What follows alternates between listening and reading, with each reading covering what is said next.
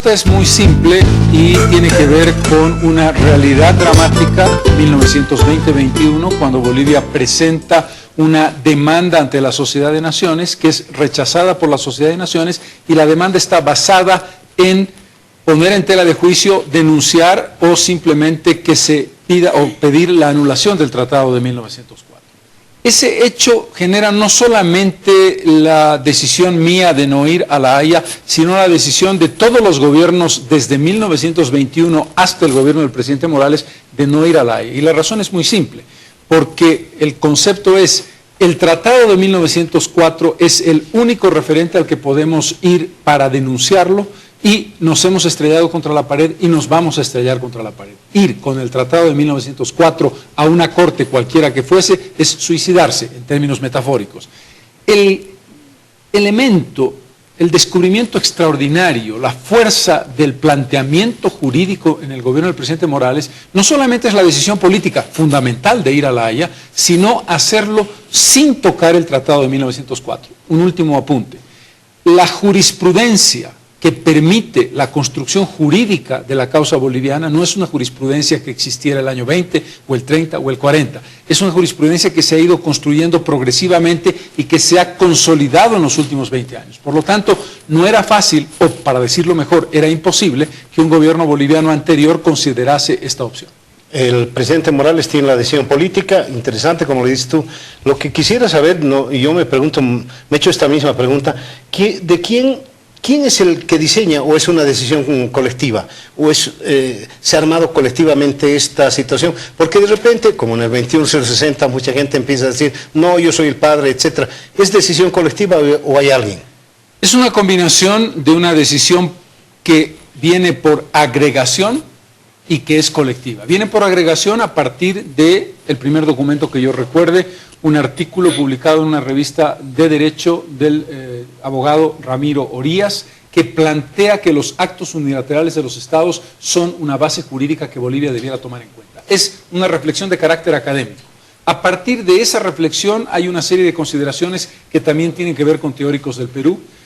Tiene que ver con el primer equipo que nombra el presidente Morales entre el 2011 y el 2012, cuando se crea Diremar. Allí está Juan Lanchipa, allí está Rubén Saavedra, allí está Héctor Arce, Walker San Miguel, ministro de Defensa, que empiezan a explorar opciones. Ahí todavía estaba la posibilidad del Tratado de 1904, y finalmente está el nexo entre el equipo de abogados boliviano y un equipo de abogados internacional que también se construye por agregación, a partir de una figura que va recomendando, me refiero a Antonio Ramiro Bretons, que va recomendando colegas que cree que son expertos. Esos expertos reciben las propuestas y las opciones que Bolivia plantea, desechan algunas y dicen, este es el camino correcto. En consecuencia, no es fácil decir, hay un mago que descubre el agua mágica, sino que hay un planteamiento teórico que se va desarrollando. Don Carlos, finalmente el fallo ha sido positivo, la Corte es competente para tratar la demanda boliviana. Seguramente Chile va a tener que replantear ahora su estrategia, porque la estrategia estaba basada en el Tratado de 1904 y está claro que ese argumento se ha echado por tierra en el último fallo. Yo, como ciudadana boliviana, lo primero que quiero es agradecer y felicitarle por el trabajo que ha realizado usted personalmente, pero también en su persona, hacer llegar este agradecimiento, esta felicitación a todo el equipo, porque creo que se lo merecen. Nunca nos hemos sentido los bolivianos tan orgullosos como en esta ocasión, porque hemos visto un equipo de primer nivel actuando de manera unida ante La Haya y ante organismos, ante países, ante todo aquel que quisiera escuchar la demanda boliviana. Yo quisiera ir un poco más al tema del fallo. Hay una lectura de parte de Chile respecto a este fallo, en sentido de que no predetermina una cesión de territorio, es decir, solamente el próximo fallo, el definitivo, le va a obligar a Chile a ir a una negociación. Ellos creen que ya está establecido que no habrá una cesión territorial a raíz de ese fallo. ¿Cuál es su opinión respecto a esta interpretación que ha hecho el agente chileno ante La Haya, Felipe Bulnes? Primero, decir que ante un triunfo tan categórico, jurídicamente hablando, de Bolivia sobre Chile, no solamente porque la Corte rechaza la demanda preliminar de incompetencia y porque la Corte se declara competente y porque el resultado de votos es 14 en favor de esa decisión y 2 en contra, es lógico que Chile intente minimizar en lo posible la dimensión de la derrota jurídica que ha sufrido mediante una estrategia equivocada y mal planteada para ir incluso a la demanda preliminar de incompetencia. ¿Qué es lo que la Corte dice en el párrafo 33 del fallo? La Corte dice: aún en la hipótesis de que la Corte aceptara que Chile tiene la obligación de negociar, la Corte no puede predeterminar cuál será el desenlace final de esa negociación. La lectura de Chile es una lectura sesgada y tergiversada por una razón muy simple. Porque Chile pretende dividir la naturaleza de nuestra demanda, que tiene jurídicamente una unidad. La demanda boliviana plantea que la Corte declare que Chile tiene la obligación de negociar, primera parte, para otorgarle a Bolivia una salida soberana al mar, segunda parte. Esas dos partes no pueden ser fragmentadas por la Corte por una razón intrínsecamente jurídica también. Ninguna Corte puede decidir cambiar la demanda de ningún litigante. La Corte podrá fallar a favor o en contra de lo que esa demanda plantea, pero la Corte no puede decir antes de comenzar el juicio, sabe, esta parte de lo que usted está demandando lo vaya a tratar y esta no. La Corte se ha declarado competente en plenitud. Si esto es así, ¿cuál es el razonamiento correcto que debemos tener? El razonamiento correcto que la Corte plantea es: la Corte no puede predeterminar qué tipo de acceso soberano tendrá Bolivia. No quiere decir la Corte solo tocará el tema de la obligatoriedad de ir a una negociación y no la de un acceso soberano al mar. Lo que pasa es que el concepto de una discusión sobre el acceso soberano al mar no lo plantea Bolivia, y esto es muy importante decirlo, no dice quiero este territorio o este espacio o esta parte o esta otra parte. Entonces, en lo que la Corte se dice claramente, yo no puedo predeterminar las soluciones, qué tipo de acuerdo sobre la soberanía llegarán Bolivia y Chile. Entonces es una interpretación más bien política para explicarle a su gente por qué les ha ido tan mal en el tribunal. Es sin ninguna duda, no solamente eso. Cuando el agente Felipe Bulnes dice literalmente que la Corte ha mutado, es decir, la palabra mutación, que tiene sus características genéticas, ha transformado, ha cambiado el origen y la naturaleza del juicio, está planteando una aberración jurídica. Ninguna Corte puede recibir una demanda y establecer una redacción nueva de lo que la demanda plantea. La Corte solo puede establecer un juicio de valor, un fallo sobre esa demanda, pero no cambiarla. Don Carlos, perdón, quiero insistir en esto de Bulnes. ¿Bulnes ha interpretado o Bulnes ha abierto el paraguas frente a su presidenta? Lo que Bulnes ha hecho es sumarse a su presidenta para tratar de explicarle a Chile que el desastre no ha sido tan grande como realmente ha sido. En los minutos finales me va a gustar hablar un pedacito del mariscal Santa Cruz, que en estos días recuerda 150 años de su muerte. Bulnes nos suena mucho, Bulnes a los bolivianos, ¿no? Caramba, ¿cómo no? Felipe Bulnes es descendiente directo de Manuel Bulnes, que fue el general que derrotó militarmente a Santa Cruz en Yungay. Estamos haciéndole un homenaje al mariscal. En este caso, Bulnes no pudo derrotar a Bolivia. Sí. En todo caso, me quisiera sumar, además de las felicitaciones por esta cuestión del mar, también por otra cuestión que la que usted, no estoy seguro si lo ha encabezado propiamente, pero sí ha formado parte de un momento muy importante igual para nosotros bolivianos. Me estoy refiriendo al tema de la altura. Sí, la comisión de la defensa en Zúrich, ¿verdad?, en la FIFA, por el tema de la altura. Hay dos cosas que todo el tiempo la gente lo tiene como un acuerdo, de que son cuestiones que más o menos nos unen a nosotros como bolivianos. Una es el fútbol y otra es el tema del mar, se dice, ¿verdad?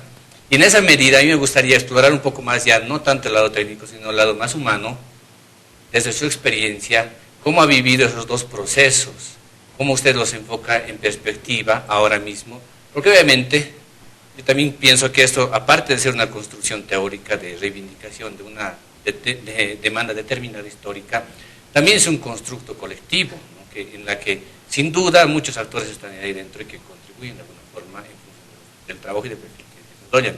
Desde su propia experiencia, ¿cómo usted enfoca esas dos cuestiones de la FIFA, el fútbol y el tema del mar? Desde el punto de vista emocional, ambos momentos fueron muy intensos, marcaron un desafío muy grande y generaron una gran satisfacción colectiva del equipo que en el año 96 pudo traer la respuesta positiva de la FIFA para habilitar a La Paz como ciudad sede de los Juegos Eliminatorios, y lo propio en el caso de Chile. Desde el punto de vista de su dimensión histórica no hay discusión. Más allá del gran factor de unidad y de emoción que nos genera el fútbol, la dimensión histórica del fallo del día de ayer es muchísimo mayor en lo que tiene que ver con la repercusión, no solamente desde el punto de vista del triunfo jurídico en sí mismo, sino del objetivo nacional de una reivindicación marítima que tiene características sociales, políticas, económicas. Ahora, tú has planteado una definición que me parece muy importante. Esta es una tarea colectiva. Esta es una lógica en la que un país entero tiene una causa común, sea en el caso del fútbol, sea en el caso del mar. Y en consecuencia, los equipos que en su determinado momento asumimos las responsabilidades para luchar por esas causas, somos parte de un equipo que tiene un impulso extraordinariamente importante. La conciencia de que esto es trascendente, la conciencia de que aquí nos estamos jugando no solamente una acción de gobierno, esto ha transformado la acción de gobierno en política de Estado, sino lo que una sociedad en su conjunto está esperando desde hace más de un siglo. Este es un episodio que se produce 136 años después del fin de la Guerra del Pacífico y 111 años después de la firma del Tratado de Paz con Chile. En consecuencia, si tengo que hacer una evaluación comparativa y no tiene nada que ver con mi presencia o no en este acontecimiento, creo que es el episodio histórico más relevante y podemos analizar algunos otros elementos del contenido del fallo, porque se ha subrayado la interpretación chilena, pero hay algunos aspectos del fallo que son demoledores en favor de Bolivia. Por ejemplo, ¿cuáles? Perdón. Por ejemplo, ¿cuáles? Lo que pasa es que producción está diciendo que no se acuerda. Los elementos demoledores después de los anuncios, por favor. Nada más unos minutitos.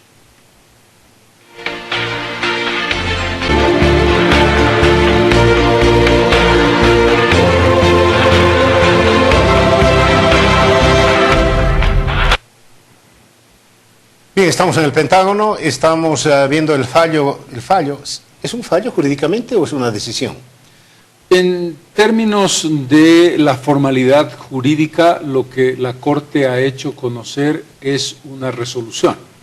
En términos de la naturaleza, demanda preliminar de incompetencia, que es una demanda de carácter jurídico, se puede hablar perfectamente de un fallo. De un fallo, bien. Estamos hablando del fallo de la Haya, entonces, y Carlos Mesa acaba de decirnos que habían elementos en la lectura, sí los he escuchado, demoledores, pero preguntaba a Mary Vaca, ¿quiénes?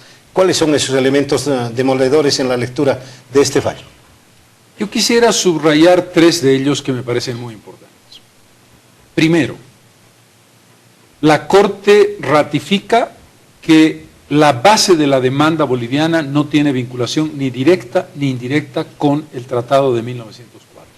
Esa ratificación demuele uno de los argumentos más importantes de Chile a nivel internacional, que si la Corte fallaba a favor de la demanda boliviana, se iba a poner en tela de juicio la estabilidad internacional de fronteras basada en el respeto a los tratados. Por lo tanto, no solamente que le dice a Chile, lo que usted está diciendo no es correcto, Bolivia no está basando su demanda en el tratado, sino que le está diciendo, en ese contexto no hay ninguna razón para que nadie diga que lo que va a ocurrir después con el fallo, si es favorable a Bolivia, pone en riesgo un sistema internacional de tratados. Segundo, fundamental, el hecho más importante desde que tenemos el problema bilateral con Chile. Por primera vez en la historia, un organismo internacional, el más alto del planeta, le dice a Chile dos cosas. El Tratado de 1904 no resuelve definitivamente el problema pendiente entre Chile y Bolivia. Es decir, limita el tratado, lo desmitifica, le quita esa sacralidad intocable que Chile le estaba pretendiendo dar. Y dos, le dice, la Corte reconoce que sí hay un tema pendiente entre Chile y Bolivia. Por lo tanto, hay dos consecuencias. La primera consecuencia es, el tratado no había sido el alfa y el omega de la relación bilateral en el tema de nuestra mediterraneidad. Y dos, Chile no puede volver más a decir, porque la Corte lo ha negado categóricamente, que no hay ningún tema pendiente entre Chile y Bolivia. Y el tercer elemento que es fundamental, en el momento en que la Corte hace un reconocimiento de su competencia, está haciendo un reconocimiento que Chile había objetado de manera muy lateral porque no entró a fondo en el tema, pero que es clave. El reconocimiento de que los actos unilaterales de los estados son jurídicamente elementos perfectamente aceptables como base de una demanda de un país a otro país, y en este caso le está dando una fortaleza muy fuerte a la naturaleza de la argumentación boliviana, incluso antes de haber comenzado el proceso de fondo. Con esos argumentos, don Carlos, ¿tenemos motivos para el optimismo, para un fallo final? Sí, definitivamente, y esta es una oportunidad importante, Mary, para decir algo. Estamos en un proceso que no ha terminado. Hemos ganado una parte, la primera parte, que es en realidad el antejuicio. Por lo tanto, tenemos que celebrarlo legítimamente y hemos logrado un éxito histórico sin ninguna duda, pero no hemos conseguido todavía el objetivo final. Queda un largo camino por delante.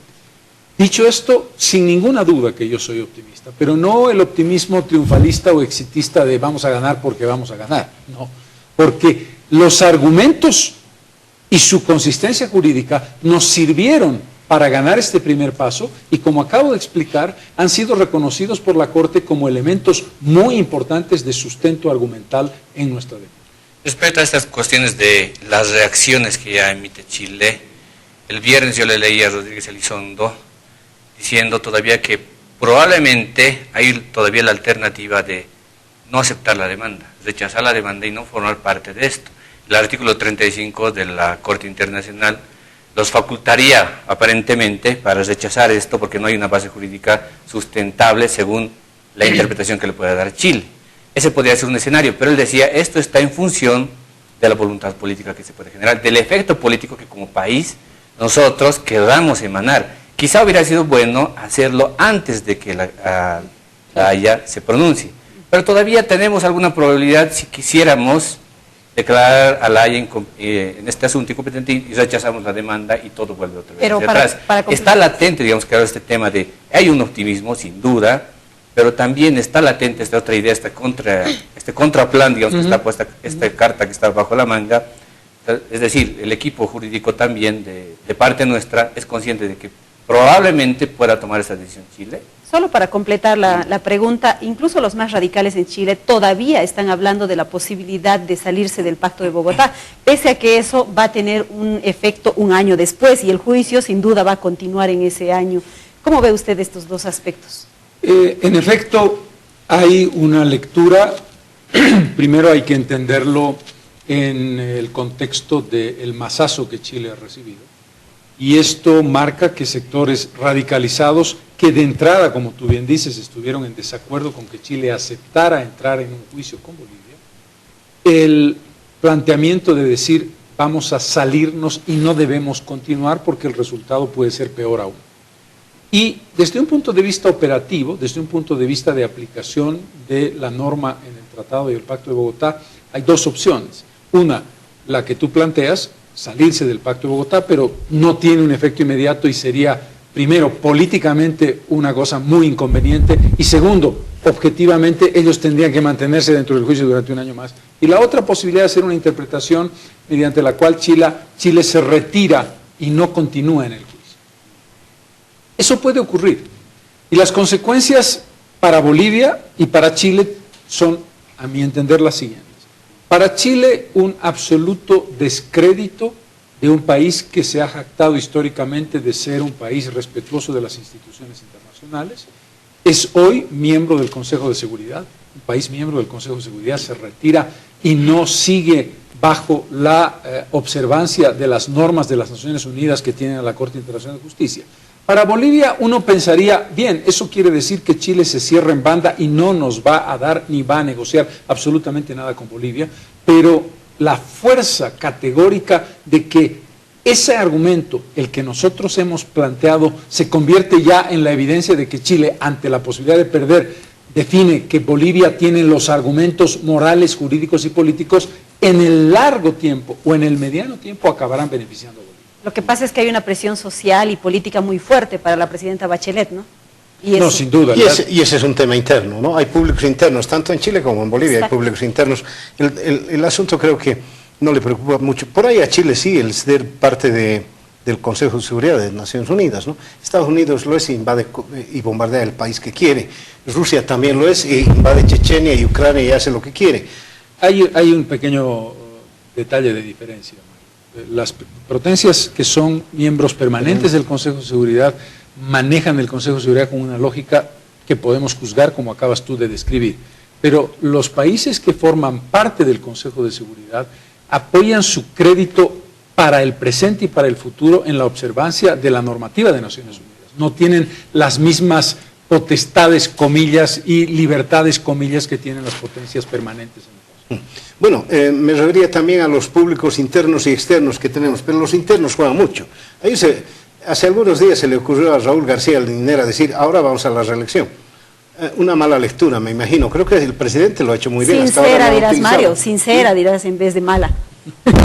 Sí, podría ser, pero el presidente no ha utilizado hasta este instante, por lo menos explícitamente, una no, ¿tú crees así? que no? Yo creo que sí. El día que se ha dictado el fallo, el presidente ha aparecido en televisión, en cadena, 5 veces, bueno, hablando... cada 5 minutos, no, lo que pasa es que esto es diferente. 4 de esas 5 veces era para felicitar al país y felicitarse a sí mismo por lo que había logrado en La Haya. Y yo, a propósito de lo que tú planteas aquí de los públicos internos, quiero preguntarle a don Carlos Mesa si él no siente que está contribuyendo a algo que leía por el Facebook, a que la silla presidencial se convierta en un trono. Aquí hay una respuesta que no puede tener ningún tipo de ambigüedad. Hay una causa que es la causa marítima, una causa que no tiene discusión alguna sobre tu compromiso, por lo menos el mío. Yo soy un incondicional de la causa marítima boliviana. Apoyé al gobierno del presidente Morales el día en que como expresidente conocí la estrategia y fui invitado a hacerme cargo de esta responsabilidad 1 año y medio después de haber sido un apoyo permanente a través de mis columnas de esa lógica. Primera respuesta. El presidente Morales ha llevado adelante una iniciativa política sobre el tema del mar, correcta sobre el tema del mar, y tiene derecho a un rédito político de lo que ese éxito ha significado. Como cualquier acción, pongo un ejemplo, si el presidente Sánchez de Lozada instituye el bono sol, tiene el derecho político de recibir el rédito de esa iniciativa beneficiosa. Es decir, no se puede hacer una separación entre la iniciativa neutra como tal y el resultado de esa iniciativa que tú has propiciado y por lo tanto tienes derecho a recibir un rédito político. Dicho esto, yo entiendo perfectamente que se combinan además una serie de circunstancias especiales. Resulta que la Corte, no el presidente Morales, decide que el 24 de septiembre, ni un día antes, ni un día después, ni un mes antes, ni un día después, el tema marítimo succiona el resultado del referéndum. Pero eso no es una decisión de Morales, es una decisión de la Corte Internacional de Justicia. Al día siguiente el presidente Morales va a Naciones Unidas y va a poder hacer un discurso en Naciones Unidas después de un éxito histórico. Eso tampoco estaba pensado. Y se aprueba la reelección a través de la reforma constitucional. Y se aprueba la reelección a través de la reforma constitucional. Mi posición personal sobre el tema del mar es, me siento absolutamente comprometido, volvería a hacerlo 10.000 veces si me lo pidiera el presidente Morales, y entiendo que es legítimo que el presidente Morales tenga un rédito político de eso, al margen de ser una política de Estado, que lo es. En otro contexto, hablamos de política y doy mi opinión personal sobre la reelección del presidente, pero eso no impedirá que si el presidente sigue pensando que yo puedo ayudar a la causa marítima, yo seguiré contribuyendo con él. Pero esa lectura no contribuye a que se postule un 4º mandato, ¿verdad? Lo que pasa es que... Pues se llama daño colateral. Es decir, lo que pasa es que el deben contexto es secundar. absolutamente el mismo. Usted dice en otro contexto hablaremos. El contexto es político y es el mismo. Sin ninguna duda. El contexto es la realidad. Y la realidad es una suma de acontecimientos que se han ido acumulando y que han transformado el tema marítimo en parte de un escenario político que beneficia el deseo del presidente Morales de reelegirse. Pero vamos a suponer que dijéramos, eso es inaceptable. La reelección del presidente no es democráticamente deseable. Por lo tanto, ¿deberíamos desear que Chile nos hubiera ganado? No, por supuesto que no. Este es el punto. No. Es decir, independientemente de cuánto... Hay gente que... Seguro que sí. Hay gente que piensa que de 10 para afuera dice, no, qué bien que el mar... Hay gente que piensa que está ojaleando que nos vaya mal económicamente, aunque eso significa darnos un tiro en el pie. No, eso me parece a mí que es parte, yo lo entiendo, cuando un país está profundamente polarizado, es muy difícil que tú desprendas tus sentimientos políticos de tu mirada mínimamente distante. Yo siempre he dicho, cuando uno hace análisis político, no debe confundir las cosas y no debe transformar sus deseos personales en análisis político, porque entonces pierdes la perspectiva. Yo entiendo perfectamente que el contexto del MAR está profundamente contaminado por la lógica política del gobierno de perpetuarse en el poder. Hay una, haciendo comparación con los públicos internos de ambos lados, no solamente con el nuestro. Hay un factor que creo que es muy determinante aquí, quisiera saber su opinión, un poco lo discutíamos con Mary hace rato, el tema de la estabilidad.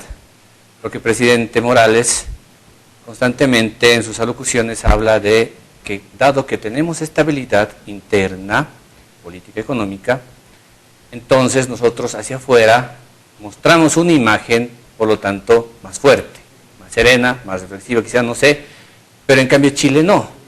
La presidenta Bachelet tiene ahorita mismo el 22% de aprobación política y ya además rodeada por algún cúmulo de situaciones que no juegan en su favor, desde denuncias de corrupción hasta desastres naturales que les han venido por lo menos este último año, ¿no? En esa medida, ¿usted cree que ha jugado un rol fundamental para la imagen internacional hacia afuera esta cuestión de la estabilidad en ambos casos, dentro de los públicos internos? Primero, la definición de estabilidad tiene que establecerse con claridad. Estabilidad no es sinónimo de una misma persona en el gobierno indefinidamente. Bolivia ha vivido entre el año 1982 y el año 2003 una estabilidad absolutamente impecable, con una transmisión del mando rotativa de oficialidad solo se puede conseguir y han sido más de 20 años de estabilidad. Es una, por lo tanto, sinonimia. La palabra estabilidad es correcta. Eso lo dijo el presidente en el discurso inmediatamente después, pronunciado después del fallo de La Haya. Dijo que esto se logró gracias a la estabilidad política, refiriéndose a los 9 años que lleva en el gobierno. No, por supuesto, el presidente desde luego ha hecho esa sinonimia y el presidente ha afirmado que él es la estabilidad. Nadie es la estabilidad. Ninguna persona representa un proceso, ninguna persona representa el éxito o el fracaso de un proyecto, ninguna persona es la revolución, ninguna persona es el cambio. No hay debate, para mí por lo menos en ese sentido. Es absolutamente inaceptable que una persona buena, mala, regular, extraordinaria, magnífica, fea, bonita, ninguna persona se puede arrogar la estabilidad y la representación de un proceso político. Precisamente por eso no se puede abstraer un tema del otro. El tema político y el tema del MAR están absolutamente ligados. Lo decíamos con claridad. Es inevitable, es parte de una realidad que yo asumo y que yo entiendo. Pero aún en ese contexto, y quiero subrayarlo, una y mil veces volvería a hacerlo, aún sabiendo que hay una consecuencia política que yo no comparto en términos de la prolongación de alguien en el poder. Bueno, y si hacemos historia, indudablemente, desde hace mucho tiempo los gobiernos vienen intentando eso, no me ir muy lejos. Walter Guevara, luego de la victoria de la OEA acá, el 79, Paz Estenssoro, que manda a Banzer con Pinochet, Paz Estenssoro que envió a Guillermo Bedregal a la reunión en Montevideo con Siles del Valle, Jaime Paz Zamora que coqueteó hasta que les dijo que eran cavernarios, Sánchez de Lozada que privilegió la situación económica. Creo que todos los gobiernos, excepción hecha tuya, no, que todos los gobiernos que no intentaron un acercamiento, intentaron recuperar el MAR, para hacerlo muy claro. Para quedarse en el poder, quiere decir Mario. No, eso no lo comparto. Eso no lo comparto en absoluto. Es decir, el doctor Paz lo hizo. A ver, ¿A qué mandó a Bedregal el doctor Paz? A ver, vamos por orden. Es decir, si presumimos como premisa básica que cualquier acción política, de política internacional, está exclusivamente referida al interés personal mezquino de la permanencia en el poder o de resolver una crisis interna, es una lectura que para mí hace misérrima nuestra política. Y yo no lo acepto. Hay circunstancias... No sé a quién te estarás refiriendo, yo no dije eso. No. Yo hice unos puntos nada más, hice unas puntualizaciones de que todos los gobiernos han intentado algo. Todos los gobiernos han intentado algo, ¿por qué? Supongo que es de interés nacional, Carlos. ¿Supones que es de interés nacional? Es de interés nacional.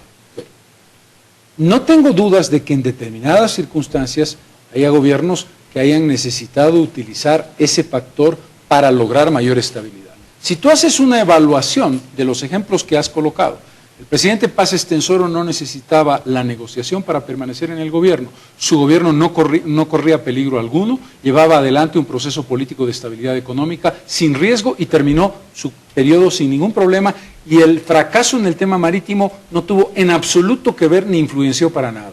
El presidente Banzer en 1975 estaba en la cúspide de su poder político. El año 77 o 78 es otro tema. Pero cuando Banzer propone la negociación con Pinochet, su gobierno no está en riesgo. Te pongo solo 2 ejemplos para demostrar que creo que es legítimo, y también me parece en el caso del presidente Morales. Cuando Morales inicia el proceso jurídico, estamos hablando de marzo del 2011. No hay en el horizonte ninguna nube, está en la cumbre del éxito de la bonanza económica y no estamos hablando de reelección porque todavía tenía la posibilidad de hacerlo en términos constitucionales. Por lo tanto, yo entiendo que hay un factor político, sin ninguna duda, sería una ingenuidad decir que no. Pero me parece mezquinarnos demasiado presumir que toda nuestra política exterior solamente estaba vinculada a intereses personales de permanencia. No, solamente no dije eso, solamente no. Voy a cometer, una infidencia, ya lo dije en la radio. Hace una semana estuve un poquito más con Carlos Mesa y nos reunimos y yo le expresé un pesimismo en torno a esta situación y él me expresó absolutamente optimismo en esto, y lo conozco hace 30 años a Carlos, y es un pesimista de corazón. Siempre espera lo peor, y cuando viene lo mejor es un triunfo para él. ¿Por qué estabas tan optimista? Si tú tienes el conocimiento en profundidad de la naturaleza de tus argumentos, si conoces su fortaleza jurídica, si has estudiado y leído la argumentación chilena, y conoces que está absolutamente fuera de eje con relación al tema de fondo que Bolivia está planteando, y crees, y este es el razonamiento complementario imprescindible, que la Corte va a fallar en pleno derecho, o en puro derecho para decirlo mejor, no tienes que tener un solo minuto de duda. Yo no tenía seguridad por un triunfalismo gratuito o porque me parece que Bolivia va a ganar porque somos muy geniales, sí, porque creo que el trabajo que hicimos fue un trabajo serio, coherente, consistente, de equipo y de política de Estado, bien fundamentado. Créeme, nos sentamos con Gustavo Aliaga a mirar el fallo y cuando fuimos viendo el desgranado de la argumentación de la Corte, no había un minuto en el que yo sentí nervios, no por presunción, sino porque sabía que el trabajo estaba bien hecho y sabía que Chile no tenía jurídicamente una buena consistencia. ¿No te preocupó, por ejemplo, que 2 personas en la Corte no se hayan convencido de ello? De 16-2, 14 sí. Te hago notar un detalle. Si tú lees los argumentos, no solamente del juez italiano, sino de la jueza ad hoc de Chile, ellos no se pronuncian por la incompetencia, ellos se pronuncian porque la Corte, una vez conocido el tema de fondo, defina si se es competente o no. Es que incluso los 2 votos disidentes no son por la incompetencia. A ese grado llega la casi unanimidad del fallo de la Corte. Te veo con ansias de preguntar, pero debo ir a un corte si me permites, ¿sí? Vamos a un corte y luego seguimos.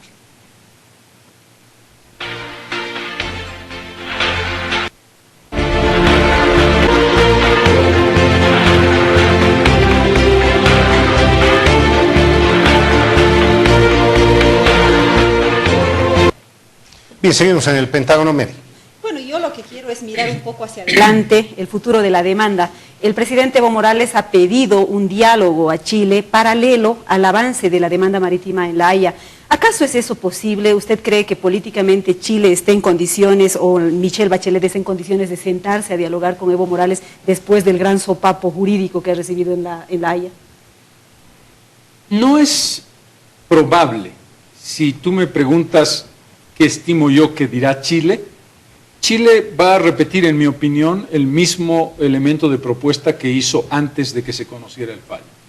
Relaciones diplomáticas inmediatamente, sin condiciones. La propuesta del presidente Morales es relaciones diplomáticas inmediatamente para, en un plazo no mayor a 5 años, con garantía del Papa, llegar a una solución a la mediterraneidad, es decir, un acceso soberano. Mi impresión, me sorprendería lo contrario, es que la respuesta de la presidenta Bachelet va a ser no. Si usted no acepta relaciones sin condiciones, Chile no entra a un diálogo. Pero lo importante aquí es la señal de que Bolivia está marcando que realmente lo que quiere es un diálogo con Chile y no quiere una confrontación, y eventualmente le ofrece a Chile la posibilidad de una negociación en esas condiciones.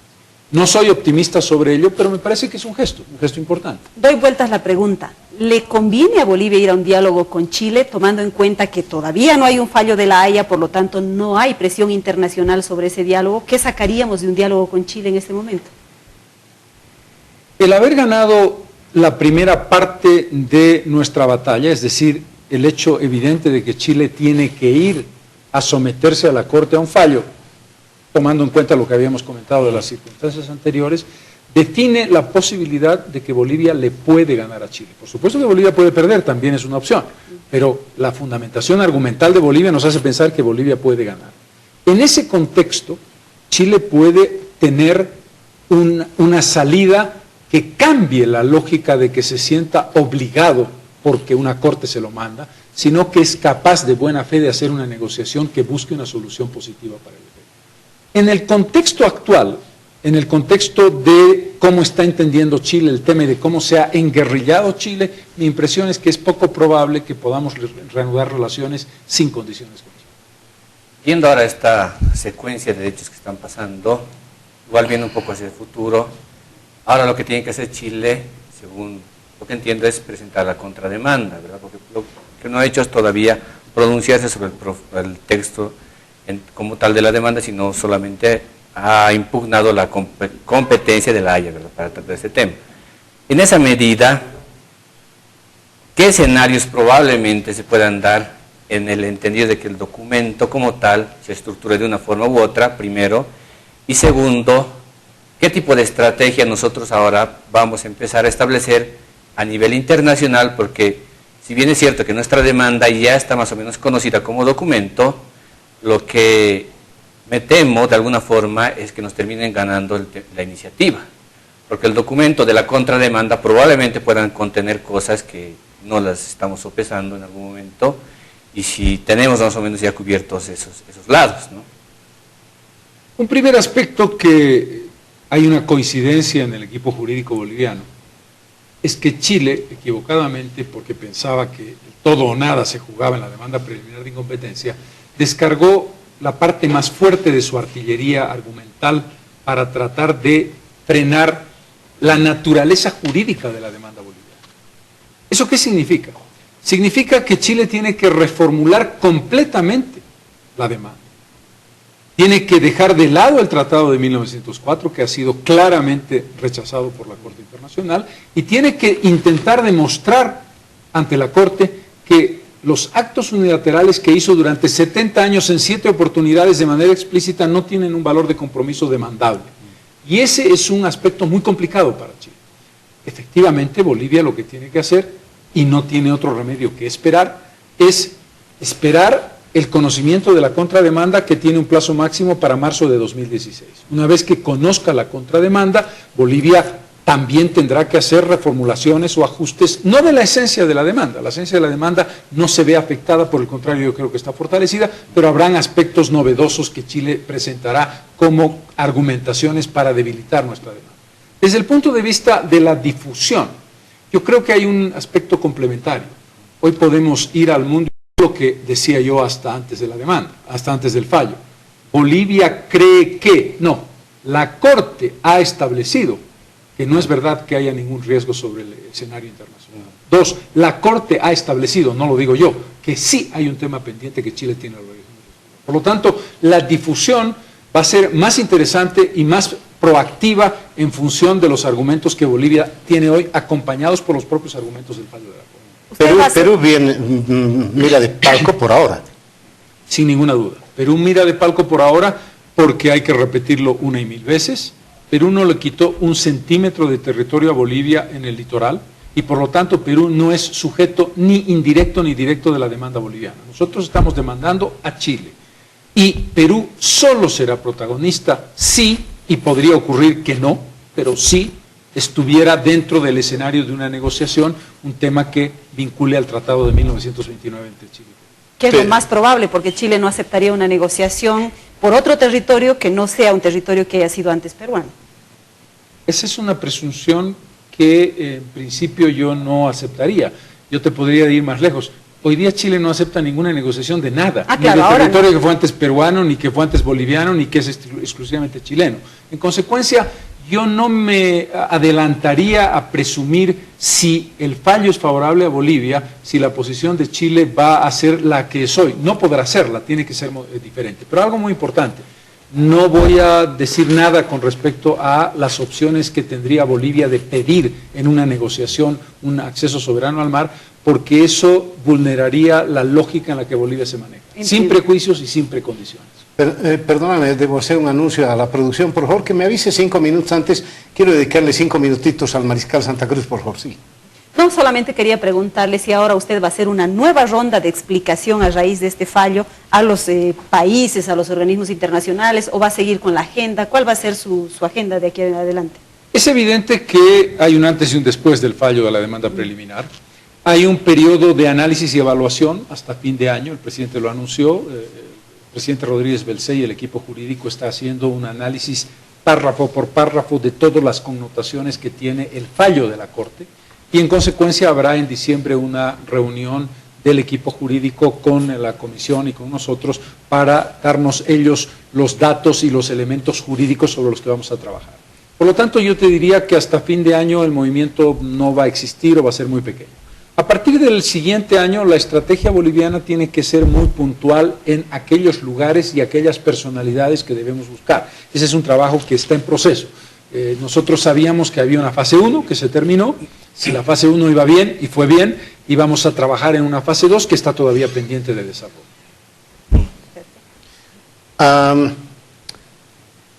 ¿Se puede plantear, o sea, por lo menos Carlos Mesa puede plantear hipótesis de solución hacia el futuro?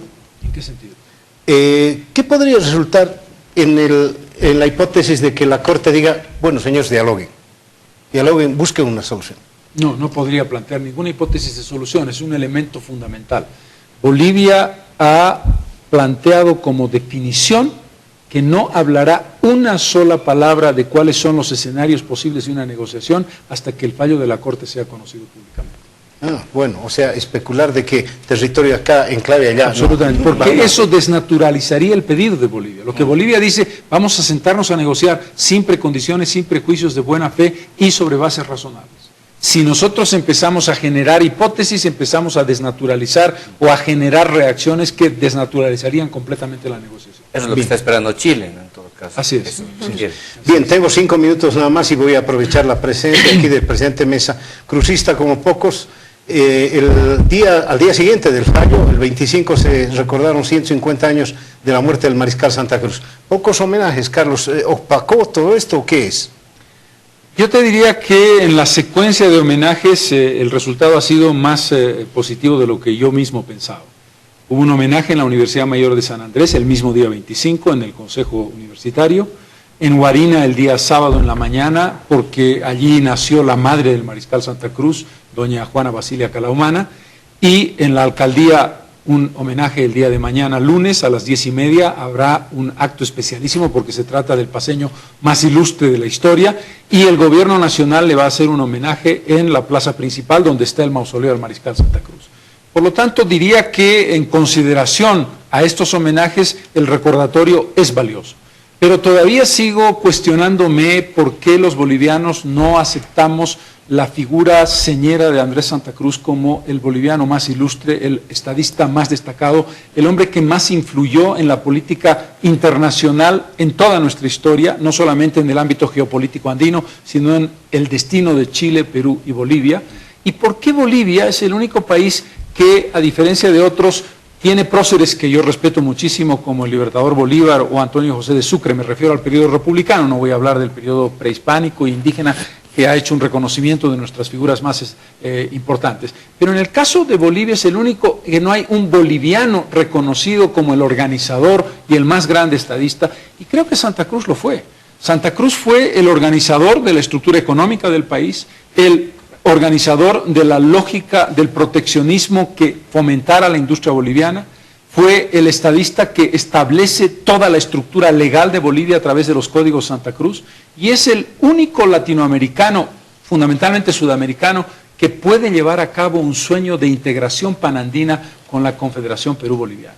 Todos esos elementos convierten a Santa Cruz en una figura señera. Militarmente también fue espectacular. Ahí los principales triunfos militares de la historia boliviana son Yanacocha, Socabaya, Iruya, Montenegro, Las Rosas, el triunfo militar sobre Argentina. Bolivia tuvo una guerra con Argentina.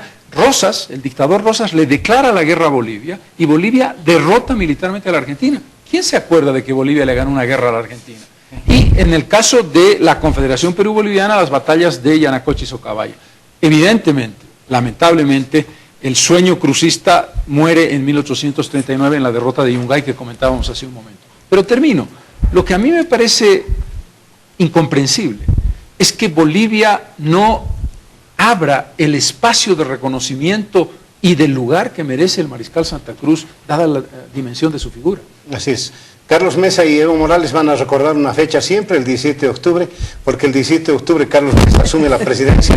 Y el 17 de octubre Evo Morales va a superar a mariscal Santa Cruz en tiempo de permanencia en el cargo, ¿no? El 15 creo que es. No, el 17. El 17 El 16 empareja el tiempo, porque Santa Cruz fue presidente durante 9 años, 8 meses y 24 días.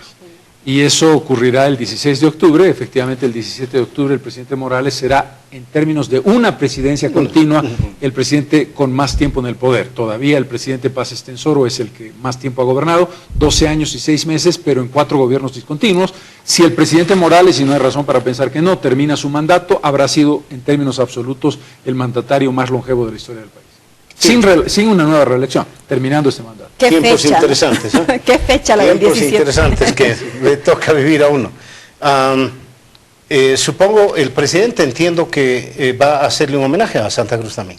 Va a formar parte, entiendo que participa el ministro de Relaciones Exteriores, el presidente Morales, estará el bisnieto del mariscal Santa Cruz, estoy invitado yo para decir unas palabras de recordación de la figura histórica del mariscal delante del mausoleo que está en la catedral al lado del Palacio de Gobierno. Y está Clemencia va a estar... Clemencia Siles Santa Cruz va a estar como principal oradora en el acto del Gobierno Autónomo Municipal de La Paz el día anterior. Ajá. Bien, el mariscal Santa Cruz, en todo caso, supongo que todos los paseños, todos los bolivianos deberíamos subirnos a este homenaje al más grande estadista de Bolivia, y tienes razón, Carlos, creo que al que no le estamos rindiendo el homenaje correspondiente.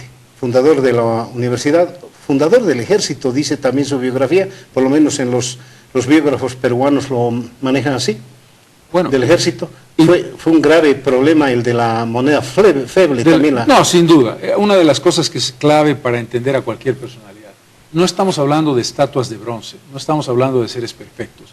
Santa Cruz fue un gran político, fue un gran estadista, cometió errores, tuvo grandeza y miseria. En términos económicos, la moneda feble fue un error histórico, pero si tú haces un balance, no hay debate alguno sobre la significación extraordinaria. Los códigos de Santa Cruz, lo que decíamos sí, del legislador. En ese contexto, lo importante es colocar a las personas en su dimensión humana. No hay cosa más terrible que mirar estatuas perfectas que no tienen ningún tipo de defectos, que son prácticamente dioses olímpicos. Eso es una tontería. Bueno, a mí me gusta el recordar a la figura en toda su dimensión humana, porque si no, no tendría mérito alguno. Si fuera un dios, ¿para qué? Carlos, te agradezco mucho por tu diferencia con el Pentágono. No, por el contrario, Marcelo, a ustedes. Mary, a ustedes por habernos seguido, y al Observatorio de Medios de Comunicación y Opinión Pública de Bolivia, que nos ha subido este programa al YouTube. A ustedes por habernos seguido. Hasta el próximo domingo.